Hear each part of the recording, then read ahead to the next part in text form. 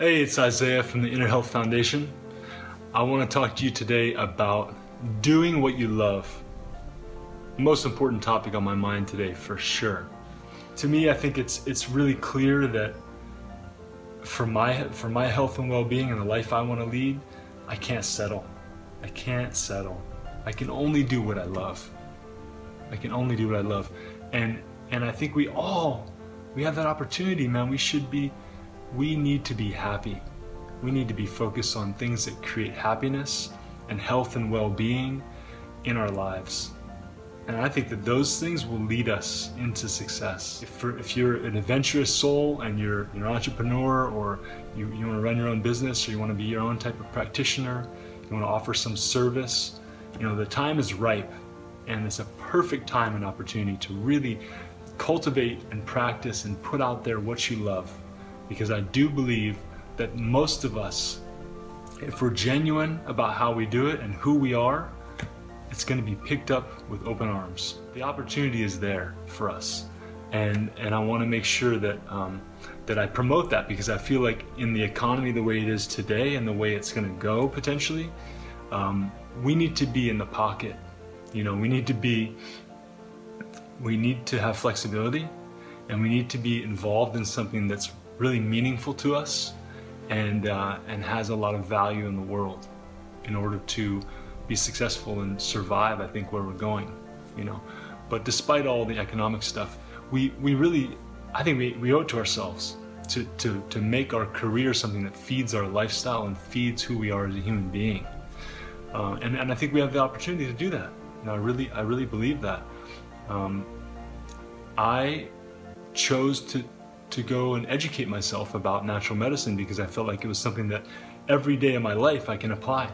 It adds a value every single day of my life, whether it's picking my immune system up, or learning about something in my body, or sharing with someone, or educating someone. So many different ways it shows up, but it's always a tool that I can just grab off my belt and use in any moment of my life. There's conceptual practices, there's spiritual practices, there's emotional practices, there's physical embodiment, there's herbal medicine, you name it. I want to just help people to see that the opportunity is there. It's here for us. It's not there, it's here. It's here for us. And it requires that we believe in ourselves, and that we, first of all, identify ourselves, identify who we are and what our real passions and interests are, and then make choices based on that. So, like I said, for me, natural medicine was something that improved my life, my lifestyle, my level of vibrancy and connection and health and happiness. So I want more of that. I'm going to study that. I'm going to start offering that to other people, because that's what's coming out of me now, right?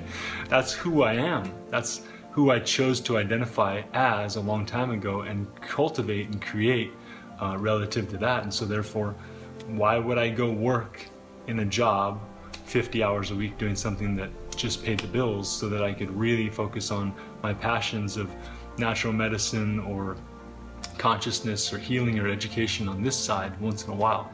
And I know that the long-term success in the world, what I really want to offer, and the level of success and influence that I'd like to have in the world and with people and in our society, requires that everything be merged and that there's no separation. So I know that to be true for me, and I want to encourage you to recognize that whatever you're passionate about, whatever turns you on and gets you in the flow, is what you need to do. And if you chose to do that, I believe that every single time you make that choice, you line yourself up in the flow, and you do what you believe in, you do what makes you feel happy and turned on. People love that, and they start to realize, you're magnetizing that energy to yourself. You're becoming a magnet of that focus, whatever it is for you. And people want a piece of that, of course, it's natural. Like, wow, that person's magnetic, They're obviously turned on and happy about what they're doing. Well, what do you do, So what first, feels like just a passion or an interest or something that really sparks us, lights us up, that becomes something that people want to experience, and they want to be close to, and they want to learn from, and they want to work with you. So it leads to success one way or another. So I think that we really owe it to ourselves and we owe it to the world to really focus on the passions that we have and develop that into something that we can share as a career and serve ourselves as we make the world a better place. If every other person in the world right now was doing what they loved and receiving money as part of an exchange of who they are, which is a reflection of what they love, then that would be perfect to me. That would be an exceptional world, you know, one of more diversity, one of more happiness, one of better quality, one of more presence and more attention and more consciousness.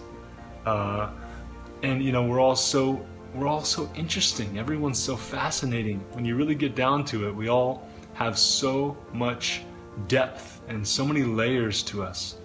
So I think by focusing on what we really love, then the depth and the layers start to enrich and they start to be ripened for sharing. So I just want to encourage you to think about that as a concept first of all, and then start to look into the mechanics of it. You know, once you decide, okay, I'm going to do what I love. You know, I'm just going to give you one example. Say I want to be a public speaker, you know, and just for example, and right now I go, okay, well, I'm just beginning, right, to be comfortable in front of camera, on stage. How am I going to do that? I don't know. But say I was excited about it, I was passionate about it, and I loved sharing in front of people, and I loved how excited the crowd got, and you know, the idea, the challenge of it made me really light up, right, because it's very challenging. So say that was my focus, right? Then I'd say, okay, just for example, 3 years. In 3 years, I want to be on a stage in front of 1,000 people, and I want to be able to do online courses, and I want to be able to do 5 or 4 public events every year that are high paying and that are very inspiring and with a group of people that are like-minded. And you know, so I put together a plan, right?